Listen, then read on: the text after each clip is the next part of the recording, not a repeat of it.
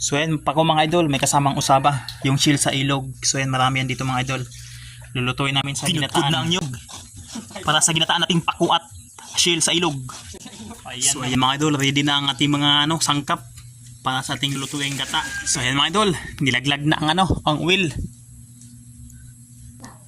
At ayan mga idol, nilulunod na ang mga ingredients. Onion at luya. Wala pa yung luya. May pa. Meron na palang luya. Mga idol, ilunod na yung shield natin sa ilog. Yun, nag-iingay na ang shield. So, mix natin. Kaya dubuhin muna pala itong mga idol. Pag medyo nauuklab na o naluluto na konti, saka na natin bagsakan ng ginataan. Para more sarap. Mga pako.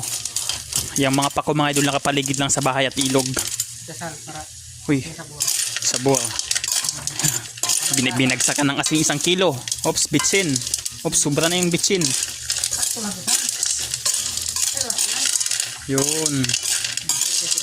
Sarabit na siya. Ayan, ginger, nilaglag na. Sinama na sa ating mga shield na ating lulutuin sa adobo bago sa gata. Yun na mga idol, what's up? Ito na ang ating Kasi may class. adobong shield. Data kasi. Masarap yan mga idol. Walang halong chemical yan mula sa ilog. Yun. So, takpan mo na. Hindi pa. Basta katap. Yun. Madalang ilmi. Ayan mga idol, malapit na maluto. Hindi ka katap. So ayan, gata. Oh, wow. Madalang ilmi. Wang sarap. Yun na mga idol. Nagsilangoy na sa gata yung natin, mga shield. Pag yung klaro. Ayan. Oh, dagdagan pa na 1 basong gata. Amoy pa lang ulam na. So yan, sanday muna mga idol. Di ba prinyenta o? O yan, meron pa dagdag lasa. Idagdag na ang sili at atsal. Atsal. Yun, mix. Wang sarap. Diyan lang yung pakulo. Diyan lang yung pakulo. So, takpan muna mga idol. Pag kumulo, saka natin ilaglag ang gulay na pako mula sa ilog. Alright, let's go. O, tak. So mga idol, kumukulo na ang ating shield.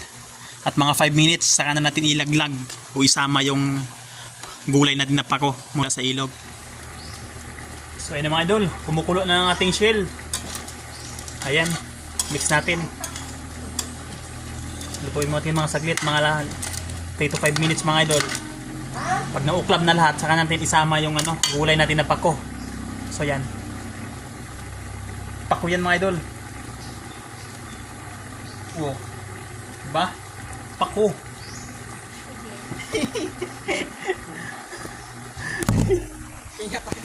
So mga idol, luto na ang ating shield at isama na natin yung pako natin na gulay. So ayan. Pako yan mga idol. Masustansyang yan, gulay. Natural na gulay, hindi tinatanim pero tumutubo. Pako lang naman sustansya yan eh.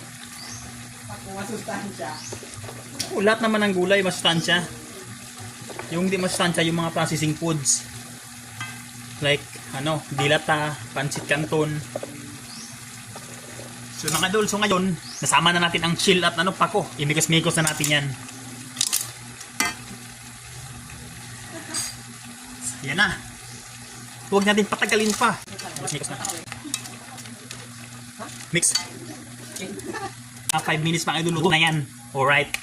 Takpan na natin. Ayan mga idol, malapit na maluto ang ating ginataang pako at shield sa ilog. So ayan na mga idol, luto na ang ating ginataang shield at pako sa ilog. Titirahin na natin.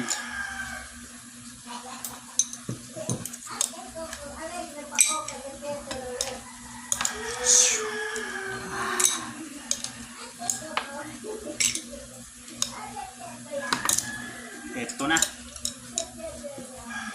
Shield. Pako.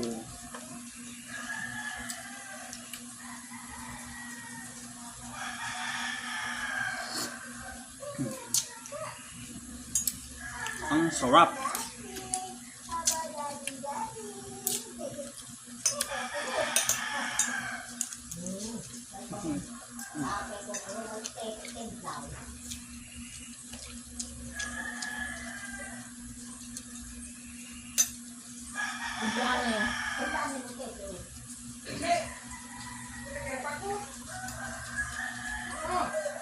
Mga idol, ang liit ng laman, ang liit ng laman.